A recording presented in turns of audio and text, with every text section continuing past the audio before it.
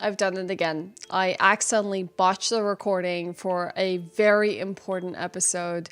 I am heartbroken about this one. I really thought that this Hunter x Hunter video was going to be incredible because I can't recapture this feeling again. And if you know, you know it is the episode Light and Dark.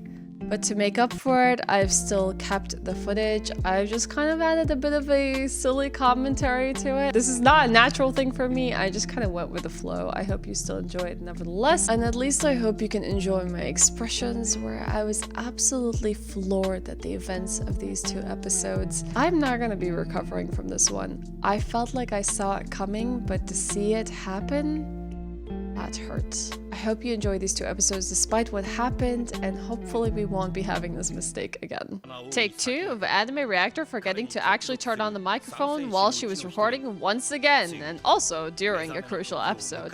Can we do this in one take? Let's find out. It still blows my mind that these kids haven't realized that combat is not something they're experienced in, and it's going to take them a long time before they figure out how to sense other enemies. Yes, they are just 12 years old.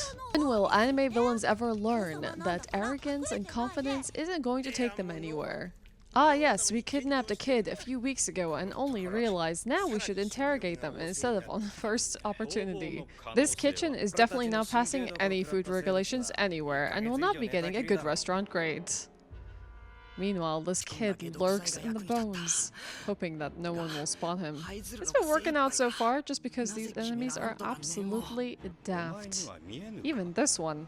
This one's the biggest numbskull of them all. Gets Nen for a few hours and suddenly thinks he's the king of the world. Oh, we definitely know how this story ends. Look at him. Just look how conceited he is. Oh wait, look! Plot twist. Someone's here to put him in check. And she is absolutely frightening. We do stand this kind of girl. The one that can absolutely murder us with just intent alone. All I want to know is where has Kite gotten his scythe from, because I definitely need it in mosquito season.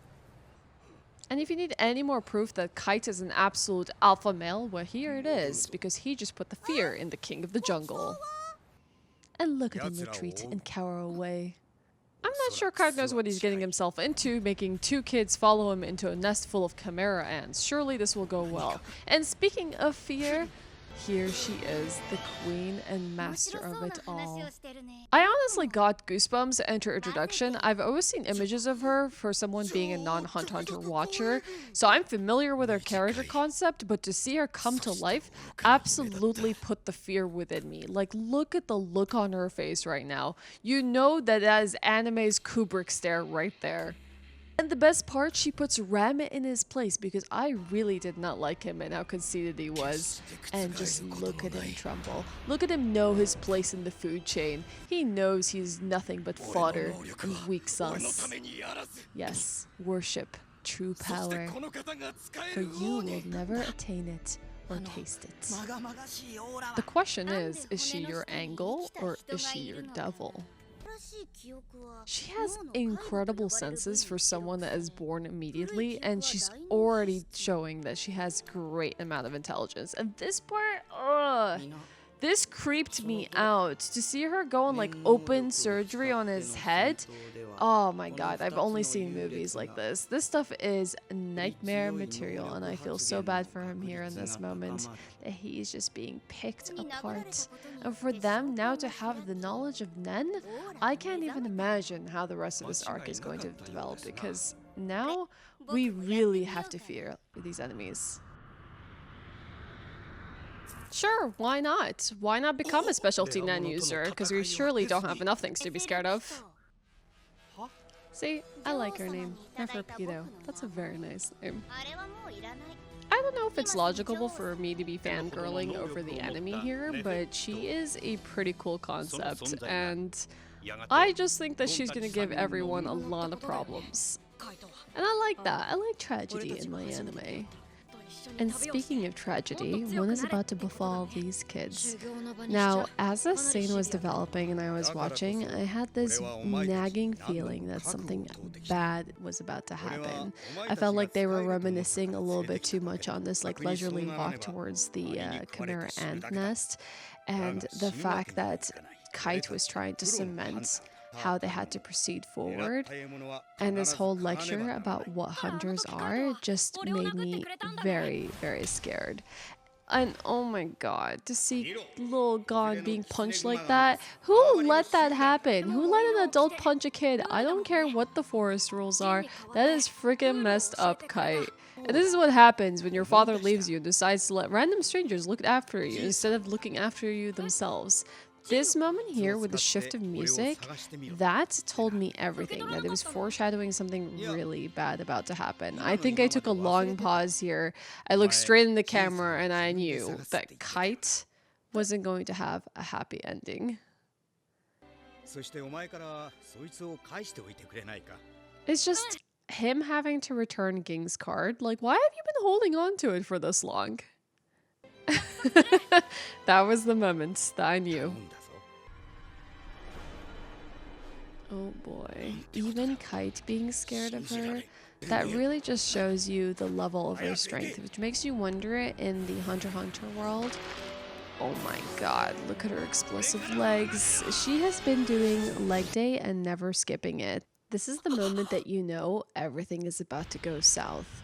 The fact that Kite has been disabled so quickly, the fact that Killua is freaking scared and Gon gets heated up and enraged. This boy is gonna get himself killed, and honestly would have likely gotten himself killed if he didn't have Killua and Kite in his life. Killua is so smart on his feet here. I am constantly impressed by this boy. But I'm also scared for the moment that Killua has to wake up. And I've seen enough Full Metal Alchemist to know what rain means.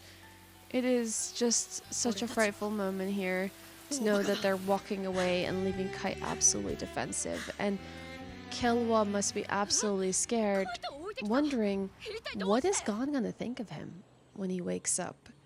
And this is kind of where we get into this emotional realm that Killua needs Gon and Gon needs Killua, and they have such a beautiful relationship. And here the adults finally show up to deal with a huge threat. And who the heck brought Ishtar from Bleach into this? I find it so weird that these adults are telling children off for not knowing better when they should be the ones here, when they're the ones that created this hunter association to begin with that even takes children as hunters and has them facing such scary situations like this. And this big man with a big club just thinks it's really fun to make fun of kids and that they should know better when he really should be teaching them better. Ugh. It frustrates me to no end. Yeah, finally, you lazy bums get to get off your butt and actually do some work. I'm even skeptical that these three will be even able to take care of the Chimera ants and the entire nest. Like, they need to send bigger reinforcements, and the chairman's reasoning is we minimize casualties. If only 3 of us go in here.